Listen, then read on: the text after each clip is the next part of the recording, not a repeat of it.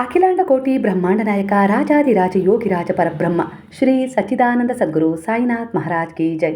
ಗುರುವಿನ ಪಾದಾರವಿಂದಗಳಿಗೆ ವಂದಿಸುತ್ತಾ ನಮಸ್ತೆ ಸ್ನೇಹಿತರೆ ಎಂದಿನಂತೆ ಇದೊಂದು ಟೈಮ್ಲೆಸ್ ಜನರಲ್ ರೀಡಿಂಗ್ ಆಗಿರುತ್ತೆ. ಹಾಗೆ ಇದು ಕನೆಕ್ಟಿವ್ ಎನರ್ಜಿಯಲ್ಲಿರುತ್ತೆ. ಯಾವ ಸಮಯದ ಎನರ್ಜಿಯ ಪ್ರಕಾರ ನೀವು ಈ ರೀಡಿಂಗಿಗೆ ಕನೆಕ್ಟ್ ಆಗ್ತಿರೋ ಖಂಡಿತವಾಗಿ ಈ ಎನರ್ಜಿ ನಿಮ್ಮ ಎನರ್ಜಿಗೆ ಕನೆಕ್ಟ್ ಆಗುತ್ತೆ. ನಿಮ್ಮ ಮನಸ್ಸಿನಲ್ಲಿರುವ ಅನೇಕ ರೀತಿಯ ಗೊಂದಲ ಪ್ರಶ್ನೆಗಳಿಗೆ ಉತ್ತರ ನೀಡೋದ್ರ ಜೊತೆಗೆ ನಿಮ್ಮನ್ನು ಅನೇಕ ರೀತಿಯ ಸಮಸ್ಯೆಗಳಿಂದ ಹೀಲ್ ಕೂಡ ಮಾಡುತ್ತೆ. ಹಾಗಾದರೆ ಸ್ನೇಹಿತರೆ ಎಂದಿನಂತೆ ಗುರುವನ್ನು ಹಾಗೆ ನೀವು ನಂಬಿದ ದೈವಶಕ್ತಿಗಳನ್ನು ಸ್ಮರಣೆ ಮಾಡ್ಕೊಳ್ತಾ ದೀರ್ಘವಾದ ಉಸಿರನ್ನು ಒಳಗೆ ತಗೊಳ್ತಾ ದೀರ್ಘವಾದ ಉಸಿರನ್ನು ಹೊರಗೆ ಬಿಡ್ತಾ ನಿಮ್ಮ ಉಸಿರಿನ ಮೇಲೆ ನಿಮ್ಮ ದೃಷ್ಟಿಯನ್ನು ಇಡ್ತಾ ಈ ರೀಡಿಂಗಿಗೆ ಕನೆಕ್ಟ್ ಆಗಿ. ಮೊದಲನೇದಾಗಿ ಬಾಬಾ ಇಲ್ಲಿ ನಿಮಗೆ ಯಾವ ಸಂದೇಶವನ್ನು ಕೊಡ್ತಾ ಇದ್ದಾರೆ ಅಂದರೆ, ಈಗ ನಿಮ್ಮ ಮನಸ್ಥಿತಿ, ನಿಮ್ಮ ನೋವು ತುಂಬ ಗಾಢವಾಗಿದೆ. ಯಾರಾದರೂ ನಿಮ್ಮನ್ನು ಅತಿ ಹೆಚ್ಚು ಪ್ರೀತಿಸ್ತೀನಿ ಅಂತ ಹೇಳಿ ನಂತರ ಇಗ್ನೋರ್ ಮಾಡಿದರೆ, ಅಂದರೆ ಉಪಯೋಗಿಸಿಕೊಂಡಂತೆ ಅಂತ ಹೇಳಿ ನಿಮಗೆ ಅನಿಸುತ್ತೆ, ಅದು ಮನಸ್ಸಿಗೆ ತುಂಬ ಗಾಯ ಕೊಡ್ತಾ ಇದೆ. ಅದೇ ರೀತಿ ಸ್ಥಿತಿಯಲ್ಲಿ ಕೆಲವರ ಎನರ್ಜಿ ಇದೆ. ಮೊದಲಿಗೆ ಒಂದು ಸತ್ಯ, ನಿಮ್ಮ ಮೌಲ್ಯ ಕಡಿಮೆಯಾಗಿಲ್ಲ. ಅವರ ವರ್ತನೆ ನಿಮ್ಮ ಬೆಲೆಯನ್ನು ಎಂದಿಗೂ ನಿರ್ಧರಿಸೋದಿಲ್ಲ. ಆದರೆ ನೀವು ಒಂದು ಅಟ್ಯಾಚ್ಮೆಂಟಲ್ಲಿದ್ದೀರಾ. ನೀವು ಯಾರನ್ನಾದರೂ ನಂಬಿ ಮನಸ್ಸು ಅವರಿಗೆ ಕೊಟ್ಟಿದ್ದೀರಾ ಅಂದರೆ, ಅವರು ದೂರವಾದರೆ ಮನಸ್ಸು ಅವರನ್ನೇ ಬೇಕು ಅಂತೇಳಿ ಹಿಡಿದಿಟ್ಕೊಳ್ತಾ ಇದೆ. ಇಲ್ಲಿ ನಿಮ್ಮ ಸ್ವಾಭಿಮಾನಕ್ಕೆ, ನಿಮ್ಮ ಪವಿತ್ರವಾದ ಪ್ರೀತಿಗೆ ಗಾಯವಾಗಿದೆ. ನನ್ನನ್ನು ಬಿಟ್ಟು ಇನ್ನೊಬ್ಬರ ಕಡೆ ಹೋಗಿದ್ದಾರೆ ಅನ್ನುವ ಭಾವನೆ ನಿಮ್ಮೊಳಗಿನ ಆತ್ಮ ಗೌರವಕ್ಕೆ ಹೊಡೆತ ಕೊಡ್ತಾ ಇದೆ. ಅವರು ಸ್ಪಷ್ಟವಾಗಿ ನಿಮ್ಮನ್ನು ಇನ್ನೂ ಬಿಟ್ಟಿಲ್ಲ. ಆದ್ದರಿಂದ ನಿಮ್ಮ ಮನಸ್ಸು ಇನ್ನೂ ನಿರೀಕ್ಷೆಯಲ್ಲಿ ಇದೆ ಅಲ್ಲವಾ? ಖಂಡಿತವಾಗಿ ಅವರು ಮರಳಿ ಬರುವ ಸಾಧ್ಯತೆ ಇದೆ. ನಿಮ್ಮ ಪ್ರಾರ್ಥನೆಗೆ, ನಿಮ್ಮ ನಡೆ ನುಡಿ ಅನ್ನು ಗೌರವಿಸಿ ಅವರು ಮರಳಿ ಬರ್ತಾರೆ. ನಿಮ್ಮ ಕಾಳಜಿಯ ಅರಿವು ಅವರಿಗೆ ಆಗೇ ಆಗತ್ತೆ. ಆದರೆ ಇದು ಸ್ವಲ್ಪ ದಿನದಲ್ಲೇ ಆಗೋದಿಲ್ಲ, ಸ್ವಲ್ಪ ಸಮಯ ತಗೊಳುತ್ತೆ ಅನ್ನೋ ರೀತಿಯಲ್ಲಿ ಬರ್ತದೆ. ಅಲ್ಲಿವರೆಗೂ ನಿಮ್ಮ ವಿಶ್ವಾಸವನ್ನು, ಸಹನೆಯನ್ನು, ಸಂಯಮವನ್ನು ನೀವು ಇಟ್ಕೊಂಡು ಮುಂದೆ ಸಾಗಲೇಬೇಕು. ನಿಮಗೋಸ್ಕರನೂ ಹೌದು, ನಿಮ್ಮ ಮಕ್ಕಳಿಗೋಸ್ಕರನೂ ಹೌದು, ನಿಮ್ಮನ್ನು ನಂಬಿದವರಿಗೋಸ್ಕರನಾದರೂ ನೀವು ಈ ರೀತಿಯಾಗಿ ನಿಮ್ಮನ್ನು ಗಟ್ಟಿಯಾಗಿಟ್ಕೊಂಡು, ನಿಮ್ಮನ್ನು ಪ್ರೀತಿಸಿ, ನಿಮ್ಮನ್ನು ಕಾಳಜಿ ಮಾಡಿಕೊಂಡು, ನಿಮ್ಮನ್ನು ಗೌರವಿಸ್ತಾ ನಿಮ್ಮವರು ಹಿಂತಿರುಗಿ ನಿಮ್ಮ ಸಂಬಂಧಕ್ಕೆ ಬರಬೇಕು ಅನ್ನೋ ರೀತಿಯಲ್ಲಿ ನೀವು ದಿನನಿತ್ಯ ಅಫರ್ಮೇಷನ್, ಮ್ಯಾನಿಫೆಸ್ಟೇಷನ್ ಮಾಡ್ತಾನೆ ಹೋಗಬೇಕು. ಖಂಡಿತ ನಿಮ್ಮ ಪ್ರಾರ್ಥನೆಗೆ ಫಲ ಸಿಕ್ಕೇ ಸಿಗುತ್ತೆ ಅನ್ನೋ ರೀತಿಯಲ್ಲಿ ಬರ್ತಾ ಇದೆ. ಒಂದು ವಾಸ್ತವ ಸತ್ಯವನ್ನು ಕೆಲವೊಂದು ಸಾರಿ ನೀವು ಒಪ್ಕೊಳ್ಳೇಬೇಕಾಗತ್ತೆ. ಇದು ಪೂರ್ವ ಜನ್ಮದ ಕರ್ಮವನ್ನು ಸೂಚಿಸಿದರೂ ಕೆಲವೊಂದು ಸಾರಿ ಇದು ನಿಮಗೆ ಪಾಠವನ್ನು ಕಲಿಸಲಿಕ್ಕೆ ಬಂದಿದೆ, ಇಲ್ಲ ಅವರಿಗೆ ಒಂದು ಪಾಠವನ್ನು ಕಲಿಸ್ಲಿಕ್ಕೂ ಬಂದಿರುತ್ತೆ. ಒಟ್ಟಾರೆಯಾಗಿ ನಿಮ್ಮ ಬೆಲೆಯನ್ನು ಅವ್ರು ತಿಳ್ಕೊಳ್ಳೋಕ್ಕೂ ಇದು ಕಾರಣವಾಗಬಹುದು ಅನ್ನೋ ರೀತಿಯಲ್ಲಿ ಕಾಣಿಸ್ತಾ ಇದೆ. ಹಾಗಾಗಿ ಈಗ ಅವರು ಇನ್ನೊಬ್ಬರ ಕಡೆ ಹೋಗಿದ್ದಾರೆ ಅಂದರೆ, ಇದು ನಿಮಗೆ ಈ ಸಮಯದಲ್ಲಿ ತುಂಬ ನೋವು ಕೊಟ್ಟಿದ್ದರೂ ಇದು ಅವರ ಆಯ್ಕೆಯಾಗಿದೆ. ಈ ವಿಚಾರದಿಂದ ನಿಮ್ಮ ಮನಸ್ಸು ಗುಣಮುಖವಾಗಲು ಅವಕಾಶ ತಗೊಳ್ಳುತ್ತೆ. ಧ್ಯಾನಕ್ಕೆ ಒಳಗಾಗಿ ನಿಮ್ಮನ್ನು ನೀವು ಪ್ರೀತಿಸಿ, ಗೌರವಿಸಿ, ಕುಗ್ಬೇಡಿ. ಆತ್ಮವಿಶ್ವಾಸದಿಂದ ಈ ಸಮಯವನ್ನು, ಈ ಪರಿಸ್ಥಿತಿಯನ್ನು ಸಾವಧಾನದಿಂದ ನೀವು ಸಂಭಾಳಿಸಲೇಬೇಕು. ಆಗಲೇ ನಿಮಗೆ ಒಂದು ಒಳ್ಳೆಯ ಅವಕಾಶ ಸಿಕ್ಕೇ ಸಿಗುತ್ತೆ. ಇದು ಅವರಿಗೆ ಒಂದು ಪಾಠ ಕಲಿಸ್ಲಿಕ್ಕೂ ಬಂದಿರ್ಬೋದು, ಇಲ್ಲ ನಿಮಗೆ ನಿಮ್ಮ ಒಂದು ಸಂಯಮವನ್ನು ಹಾಗೆ ನಿಮ್ಮ ಆತ್ಮದ ಉದ್ದೇಶವನ್ನು ಹೊರ ಹಾಕಲಿಕ್ಕೂ ಕೂಡ ಬಂದಿರ್ಬೋದು ಅನ್ನೋ ರೀತಿಯಲ್ಲಿ ಕಾಣಿಸ್ತಾ ಇದೆ. ವೈಯಕ್ತಿಕ ಸಂಬಂಧದಲ್ಲೂ ಈ ರೀತಿ ಕಾಣಿಸ್ತಾ ಇದೆ. ಹಾಗೆ ಪ್ರೀತಿಯ ವಿಚಾರದಲ್ಲೂ, ಸ್ನೇಹದ ವಿಚಾರದಲ್ಲೂ ಈ ರೀತಿಯ ಎನರ್ಜಿ ಇಲ್ಲಿ ಕನೆಕ್ಟ್ ಆಗ್ತಿದೆ. ನಿಮ್ಮ ಎನರ್ಜಿಗೆ ಅನುಗುಣವಾಗಿ ಸ್ನೇಹಿತರೆ, ನೀವು ಅವ್ರು ಬೇಕು ಅನ್ನೋ ಆಸೆಯನ್ನು ಸಹಜವಾಗಿಯೇ ವ್ಯಕ್ತಪಡಿಸ್ತಾ ಇದ್ದೀರಾ. ಆದರೆ ನಿಮ್ಮನ್ನು ಇಗ್ನೋರ್ ಮಾಡುವವರ ಹಿಂದೆ ಅತಿಯಾಗಿ ಓಡಬಾರದು ಅನ್ನೋ ರೀತಿಯಲ್ಲೂ ಕೂಡ ಇಲ್ಲಿ ಕಾಣಿಸ್ತಾ ಇದೆ. ನೀವು ನಿಮ್ಮ ಗಂಡ ಹಾಗೂ ಕುಟುಂಬವನ್ನು ಪ್ರೀತಿಸ್ತೀರಾ, ಇದು ತುಂಬ ಮಹತ್ವದ ವಿಷಯ. ಆದರೆ ಕೆಲವೊಮ್ಮೆ ಮನಸ್ಸು ಬೇರೆಯ ಆಕರ್ಷಣೆಗಳನ್ನು ಅನುಭವಿಸುತ್ತೆ. ಅದಕ್ಕೆ ಕೆಲವು ಸಾಮಾನ್ಯ ಕಾರಣಗಳು ಕೂಡ ಇಲ್ಲಿ ಕಾಣಿಸ್ತಾ ಇರ್ಬೋದು. ಮಾನವನ ಮನಸ್ಸು ಹೊಸದನ್ನು ಹುಡುಕ್ತಲೇ ಇರುತ್ತೆ.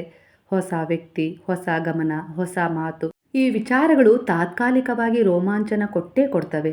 ಇದು ಪ್ರೀತಿಯಲ್ಲ, ಇದು ಡೋಪಮೈನ್ ಎಫೆಕ್ಟ್, ಅಂದರೆ ತಾತ್ಕಾಲಿಕ ಉತ್ಸಾಹ ಅಂತ ಹೇಳಿ ಇಲ್ಲಿ ಕಾಣಿಸ್ತಾ ಇದೆ.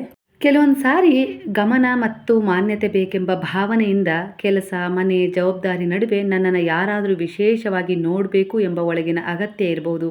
ಯಾರಾದರೂ ಮೆಚ್ಚಿದರೆ, ಗಮನ ಕೊಟ್ಟರೆ ಮನಸ್ಸು ಆ ಕಡೆ ಸೆಳಿಬೋದು ಅನ್ನೋ ರೀತಿಯಲ್ಲಿ ಕಾಣಿಸ್ತಾ ಇದೆ ಎನರ್ಜಿ. ಇದಕ್ಕೆ ಕೆಲವು ಬಾರಿ ಭಾವನಾತ್ಮಕ ಕಾಲಿತನ ಅಂತೇಳಿ ಇಲ್ಲಿ ಸೂಚನೆ ಸಿಗ್ತಾ ಇದೆ. ಅಂದರೆ ನಿಮ್ಮ ಸಂಬಂಧದಲ್ಲಿ ಪ್ರೀತಿ ಇದ್ದರೂ ಒಮ್ಮೊಮ್ಮೆ ಸಂಭಾಷಣೆ, ರೊಮ್ಯಾನ್ಸ್, ಕಾಳಜಿ ಕಡಿಮೆ ಆದರೆ ಮನಸ್ಸು ಹೊರಗೆ ಆ ಎನರ್ಜಿಯನ್ನು ಹುಡುಕುತ್ತೆ. ಅದಕ್ಕೋಸ್ಕರ ಈ ರೀತಿ ನಿಮ್ಮ ಜೀವನದಲ್ಲಿ ಆಗಿರಬಹುದು ಅನ್ನೋ ರೀತಿಯಲ್ಲಿ ಇಲ್ಲಿ ಸೂಚನೆ ಕಾಣಿಸ್ತಿದೆ. ಮನಸ್ಸಿನ ಸ್ವಾಭಾವಿಕ ಚಲನೆ ಇದು. ಮನಸ್ಸು ಸದಾ ಸ್ಥಿರವಾಗಿರೋದಿಲ್ಲ. ಹಾಗಾಗಿ ಆಕರ್ಷಣೆ ಅಂದರೆ ಕ್ರಿಯೆ ಅಲ್ಲ. ನೀವು ಈ ಆಕರ್ಷಣೆಯನ್ನು ನಿಯಂತ್ರಿಸ್ತಿದ್ದೀರಾ ಅಂದರೆ ನೀವು ಜವಾಬ್ದಾರಿಯುತವಾದ ವ್ಯಕ್ತಿಯಾಗಿದ್ದೀರಾ ಅಂತ ಕಾಣಿಸ್ತಾ ಇದೆ. ಅಂದರೆ ನಿಮ್ಮ ಮನಸ್ಸಲ್ಲಿ ಈ ರೀತಿ ಭಾವನೆ ಮೂಡ್ತಾ ಇದೆ ಅಂದರೆ ನೀವು ಅದನ್ನು ನಿಯಂತ್ರಿಸ್ತಿದ್ದೀರಾ ಅಂದರೆ ನಿಮಗೆ ಜವಾಬ್ದಾರಿ ಗೊತ್ತು, ವಾಸ್ತವ ಸತ್ಯ ಗೊತ್ತು ಅನ್ನೋದು ಇಲ್ಲಿ ಗೊತ್ತಾಗ್ತಾ ಇದೆ. ಈ ಆಕರ್ಷಣೆ ತಾತ್ಕಾಲಿಕ ಉತ್ಸಾಹವೇ ಅಥವಾ ನಿಮ್ಮ ಸಂಬಂಧದಲ್ಲಿ ಏನಾದರೂ ಕೊರತೆ ಇದ್ದಿದ್ದರಿಂದ ಆಗಿದೆಯಾ? ನೀವು ಏನು ಮಾಡಬಹುದು ಸ್ವಯಂ ವಿಮರ್ಶೆ ಮಾಡ್ಕೊಳ್ಳಿ. ನನಗೆ ನಿಜವಾಗಿ ಏನು ಬೇಕು ಅಂಥೇಳಿ ನಿಮ್ಮನ್ನು ನೀವು ಕೇಳ್ಕೊಳ್ಳಿ. ಗಂಡನ ಜೊತೆ ಮನದ ಮಾತು ಹಂಚ್ಕೊಳ್ಳಿ.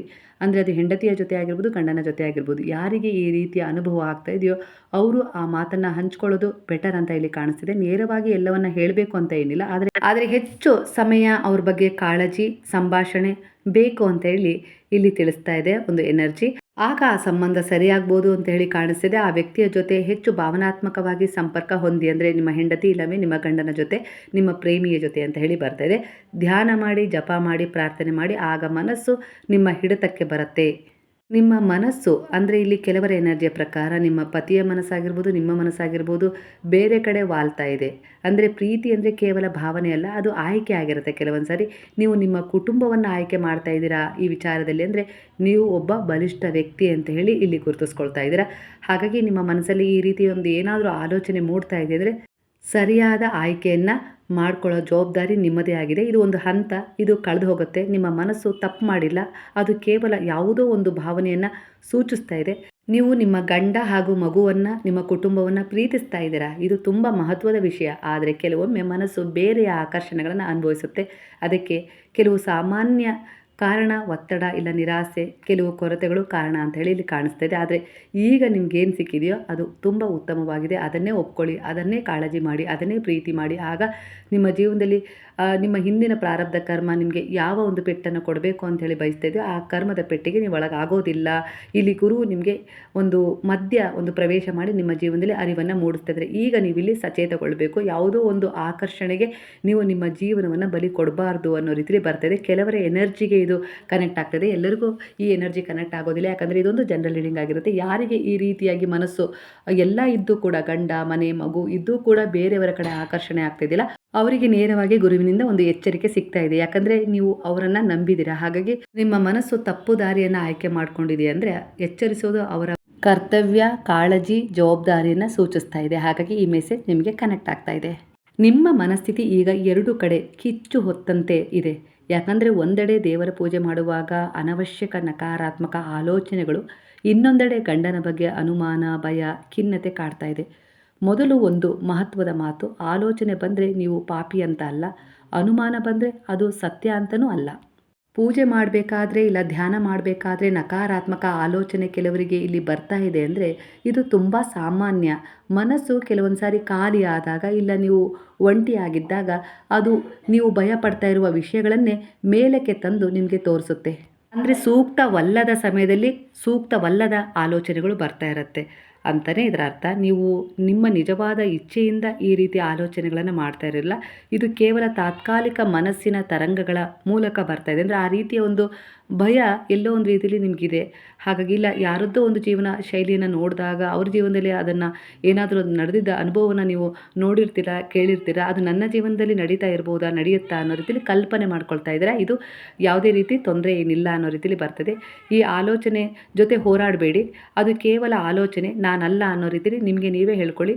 ಆಗ ಅದು ಆಲೋಚನೆಯ ಮೂಲಕ ಬಂದು ಹಾಗೆ ಹೋಗಿಬಿಡುತ್ತೆ. ನೀವು ಅದನ್ನು ತಡೆ ಹಿಡಿದಾಗ ಅದು ಒತ್ತಡದ ಮೂಲಕ ನಿಮ್ಮ ಮನಸ್ಸಿನ ಮೂಲೆಯಲ್ಲಿ ಅಚ್ಚಳಿಯದೆ ಕುಳಿತುಬಿಡುತ್ತೆ ಅನ್ನೋ ರೀತಿಯಲ್ಲಿ ಬರ್ತಾ ಇದೆ ಕೆಲವರ ಎನರ್ಜಿಗೆ. ಹಾಗಾಗಿ ನಿಧಾನವಾಗಿ ಉಸಿರಾಟದ ಕಡೆ ಹಾಗೆ ದೇಹದ ವ್ಯಾಯಾಮದ ಕಡೆ ಗಮನ ಕೊಡಿ. ಹಾಗೆ ಆದಷ್ಟು ನೀವು ಶಾಂತವಾಗಿ ಒಂದು ಜಾಗದಲ್ಲಿ ಕುಳಿತು ಧ್ಯಾನ ಮಾಡಿ, ಗುರುವಿನ ಕಣ್ಣುಗಳಲ್ಲಿ ನಿಮ್ಮ ಕಣ್ಣುಗಳನ್ನು ಇಟ್ಟು ನೋಡಿ. ಖಂಡಿತವಾಗಿಯೂ ಆ ಕಣ್ಣುಗಳು ನಿಮ್ಮ ಈ ರೀತಿಯ ಭಯವನ್ನು, ನಕಾರಾತ್ಮಕ ಭಾವನೆಗಳನ್ನು ಹೀಲ್ ಮಾಡುತ್ತೆ ಅನ್ನೋ ರೀತಿಯಲ್ಲಿ ಬರ್ತಾ ಇದೆ ಎನರ್ಜಿ. ನಿಮ್ಮ ಇಷ್ಟ ಗುರುವಿನ, ಇಷ್ಟ ದೇವರ ಸ್ಮರಣೆಯನ್ನು ಮಾಡಿ. ಖಂಡಿತವಾಗಿ ಈ ರೀತಿಯ ನಕಾರಾತ್ಮಕ ಎನರ್ಜಿಯಿಂದ ನೀವು ಹೀಲ್ ಆಗ್ತೀರಾ ಅನ್ನೋ ರೀತಿಯಲ್ಲಿ ಇಲ್ಲಿ ಎನರ್ಜಿ ಕನೆಕ್ಟ್ ಆಗ್ತದೆ. ಇಂಥ ಆಲೋಚನೆ ಬಂದಿದ್ದರೆ ದೇವರು ಕೋಪಗೊಳ್ಳೋದಿಲ್ಲ. ದೇವರು ನಿಮ್ಮ ಮನಸ್ಸಿನ ಶುದ್ಧತೆಯನ್ನು ನೋಡ್ತಾರೆ, ಆಲೋಚನೆಯನ್ನಲ್ಲ. ಒಟ್ಟಾರೆಯಾಗಿ ಈ ಸಮಯದ ಎನರ್ಜಿಯ ಪ್ರಕಾರ ನಿಮ್ಮ ಹೃದಯ ಈಗ ಗಾಯಗೊಂಡಿದೆ. ಯಾರೋ ನಿಮಗೆ ಹಿಂದೆ ನೋವು ಕೊಟ್ಟಿದ್ದಾರೆ. ಆ ಕಾರಣಕ್ಕೆ ಈಗ ನೀವು ಹೆಚ್ಚು ಸಣ್ಣ ವಿಷಯಕ್ಕೂ ಕೂಡ ಭಯ ಪಡ್ತಾ ಇದ್ದೀರಾ. ಇದು ಅವರು ಮೋಸ ಮಾಡ್ತಾರೆ ಅನ್ನೋ ಸತ್ಯಕ್ಕಿಂತ ನನಗೆ ಮತ್ತೆ ನೋವು ಬರಬಾರ್ದು ಅನ್ನುವ ಭಯದಿಂದ ಬರ್ತಾ ಇದೆ ಅನ್ನೋ ರೀತಿಯಲ್ಲಿ ಎನರ್ಜಿ ಕನೆಕ್ಟ್ ಆಗ್ತದೆ. ನಿಮ್ಮ ಅನುಮಾನವನ್ನು ಹೇಗೆ ಹ್ಯಾಂಡಲ್ ಮಾಡೋದು, ಸಾಕ್ಷಿ ಇದೆಯಾ ಅಥವಾ ಭಯವೇ? ನಿಮ್ಮ ಅನುಮಾನಕ್ಕೆ ನಿಜವಾದ ಎವಿಡೆನ್ಸ್ ಇದೆಯಾ? ಅಥವಾ ನಿಮ್ಮ ಹಿಂದಿನ ಅನುಭವದಿಂದ ಬಂದಿರುವ ಇನ್ಸೆಕ್ಯೂರಿಟಿನ? ಗಂಡನ ಜೊತೆ ಶಾಂತವಾಗಿ ಮಾತನಾಡಿ ನೋಡಿ. ಅಂದರೆ ಹೆಂಡತಿಯ ಜೊತೆ ಆಗಿರ್ಬೋದು, ಗಂಡನ ಜೊತೆ ಆಗಿರ್ಬೋದು. ನಿಮ್ಮ ಅಭಿಪ್ರಾಯಕ್ಕೆ ನಿಮಗೆ ಬಂದ ಗೊಂದಲವನ್ನು ನಿವಾರಿಸ್ಕೊಳ್ಳಿ, ಜಗಳ ಮಾಡದೆ. ನೀವು ತುಂಬ ಅವರನ್ನು ಪ್ರೀತಿಸ್ತೀರಾ, ಕಳೆದುಕೊಳ್ಳುವ ಭಯ ಇದೆ. ಹಾಗಾಗಿ ನೀವು ಎಮೋಷನಲ್ ಆಗಿ ತುಂಬ ಸೆನ್ಸಿಟಿವ್ ಆಗಿದ್ದೀರಾ ಈ ಸಮಯದಲ್ಲಿ ಕಾಣಿಸ್ತಾ ಇದೆ. ಪ್ರೀತಿ ಜಾಸ್ತಿ ಇದ್ದಾಗ ಭಯ ಕೂಡ ಜಾಸ್ತಿ ಇದ್ದೇ ಇರುತ್ತೆ. ಅದು ನಿಮ್ಮ ಮಕ್ಕಳ ಪರವಾಗಿ, ಇಲ್ಲ ಹೆಂಡತಿ ಗಂಡ ಈ ರೀತಿ ಕೆಲವು ಸಂಬಂಧಗಳ ಪರವಾಗಿ ಅನ್ನೋ ರೀತಿಯಲ್ಲಿ ಕಾಣಿಸ್ತಿದೆ. ಹಾಗಾಗಿ ಇಲ್ಲಿ ನಿಮಗೆ ಇನ್ಸೆಕ್ಯೂರ್ ಫೀಲ್ ಆಗ್ತಾ ಇದೆ. ಈ ಸಮಯದಲ್ಲಿ 10 ಬಾರಿ ಆಳವಾದ ಉಸಿರಾಟವನ್ನು ತಗೊಂಡು ನಾನು ಸುರಕ್ಷಿತ, ನನ್ನ ಕುಟುಂಬ ಸುರಕ್ಷಿತ, ದೇವರು ನನ್ನ ಜೊತೆ ಇದ್ದಾರೆ ಅಂತ ಹೇಳ್ಕೊಳ್ಳಿ. ಯಾವ ಸಂಬಂಧದ ಮೇಲೆ ನಿಮಗೆ ಸ್ವಲ್ಪ ಅನುಮಾನ ಇದೆಯೋ ಆ ಸಂಬಂಧದಲ್ಲಿ ನೀವು ಜೊತೆ ಒಂದಿಷ್ಟು ಮಹತ್ವವುಳ್ಳ ಸಮಯವನ್ನು ಕಳೆಯುವ ಅಭ್ಯಾಸವನ್ನು ಮಾಡ್ಕೊಳ್ಳಿ. ನಿಮ್ಮನ್ನು ಗೌರವಿಸಿ, ನಿಮ್ಮನ್ನು ಪ್ರೀತಿಸಿ, ಹಾಗೆ ಬೇರೆಯವರನ್ನು ಗುರುತಿಸುವ ಅವಕಾಶವೂ ನಿಮಗೆ ಸಿಗುತ್ತೆ. ನಾನು ಧರ್ಮದಲ್ಲಿ ಇದ್ದೀನಾ ಅಂಥೇಳಿ ನಿಮ್ಮನ್ನು ನೀವು ಪ್ರಶ್ನೆ ಮಾಡ್ಕೊಳ್ತಾ ಇದ್ದೀರಾ. ಧರ್ಮ ಅಂದರೆ ಕೇವಲ ಪೂಜೆ ಅಂತ ಅಲ್ಲ, ನಿಮ್ಮ ಸತ್ಯ, ನಿಮ್ಮ ಜವಾಬ್ದಾರಿ, ನಿಮ್ಮ ನೈತಿಕತೆ, ನಿಮ್ಮ ಕುಟುಂಬದ ಕಡೆ ನಿಮ್ಮ ಪಾತ್ರ ಅಂದರೆ ಸಮರ್ಪಣಾ ಭಾವ, ಆ ಕುಟುಂಬವನ್ನು ಸಂಭಾಳಿಸೋದು, ಇದು ಕೂಡ ಧರ್ಮವನ್ನು ಸೂಚಿಸ್ತಾ ಇದೆ. ಹಣ, ಮನೆ, ಸಂಬಂಧ, ಗೌರವ ಇವೆಲ್ಲ ನಿಧಾನವಾಗಿ ನೀವು ಕಟ್ಕೊಳ್ತಾ ಇದ್ದೀರಾ. ಅಚಾನಕ್ ಬದಲಾವಣೆ ಆಗ್ಬೋದು, ಆದರೆ ನಿಮ್ಮ ಗುರಿ ಕಡೆ ಇರುವ ದೃಷ್ಟಿಕೋನ ಬಲವಾಗಿದ್ದರೆ, ನಿಮ್ಮ ಬಗ್ಗೆ ನಿಮಗೆ ಆತ್ಮವಿಶ್ವಾಸ ಹೆಚ್ಚಿದ್ರೆ, ನೀವು ಯಾವ ದೇವರನ್ನು ನಂಬ್ತಿರೋ, ಯಾವ ಗುರುವನ್ನು ನಂಬ್ತಿರೋ ಅವರ ಮೇಲೆ ನಿಮ್ಮ ನಂಬಿಕೆ ಹೆಚ್ಚಾಗಿದ್ದರೆ ಖಂಡಿತವಾಗಿಯೂ ನೀವು ಕುಸಿಯೋದಿಲ್ಲ. ಈ ವಿಚಾರಗಳಲ್ಲಿ ನೀವು ಕನಸು ಕಂಡಿರೋದು ನಿಜವಾಗತ್ತೆ. ಜೀವನದಲ್ಲಿ ದೊಡ್ಡ ಬದಲಾವಣೆ ಕಾಣಿಸ್ತಿಲ್ಲ ಅಂತ ಹೇಳಿ ನೀವು ಕುಗ್ಗೋ ಅವಶ್ಯಕತೆ ಇಲ್ಲ. ಒಳಗೆ ನಿಧಾನವಾಗಿ ಪರಿವರ್ತನೆ ಶುರುವಾಗಿದೆ.